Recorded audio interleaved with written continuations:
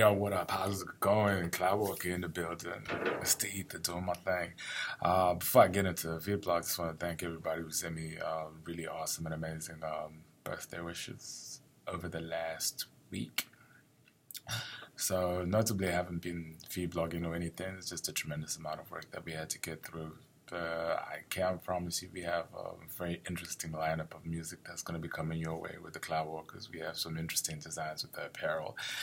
And we have an insane story with the new book. So get into that straight away. So Scarecrow and the Rose Hypothetical. And led us to my unborn. I decided to fuse the two books just because I was writing from the same energy and from the same headspace. And unfortunately, the original copy of the book got misplaced. I don't know if somebody out there is writing another brilliant book which looks like mine. Or so I decided to strip it down, rewrite it, and put in some different elements to it.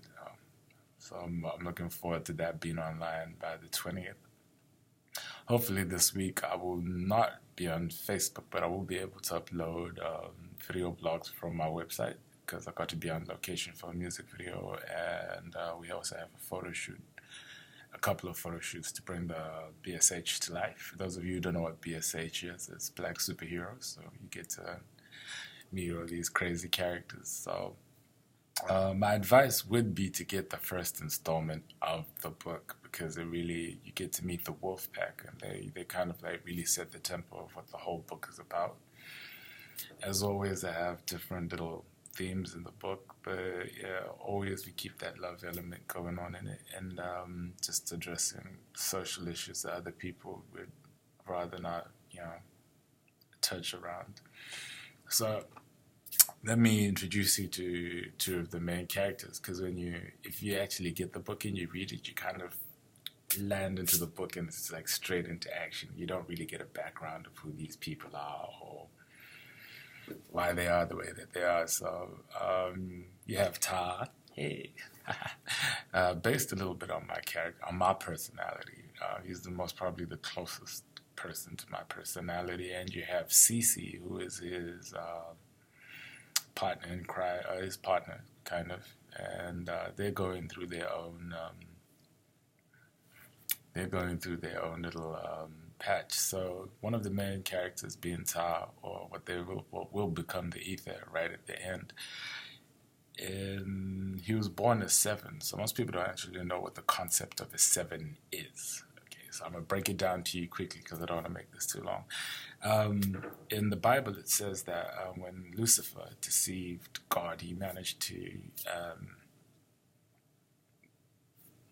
deceived 1/3 of the angels, and they were fallen. So when they were cast down from heaven to hell, this is where the 7s were created, where 7 angels who had been deceived asked God for mercy, but because his will being down, he couldn't change his word. But what he did in his great mercy was give these angels reparation and let them be reborn incarnate on earth as human beings, but unfortunately their angel DNA remained inside of them. So these guys are 100% human, but they have these phenomenal powers that show up from time to time. So that's how you have the race of 7s.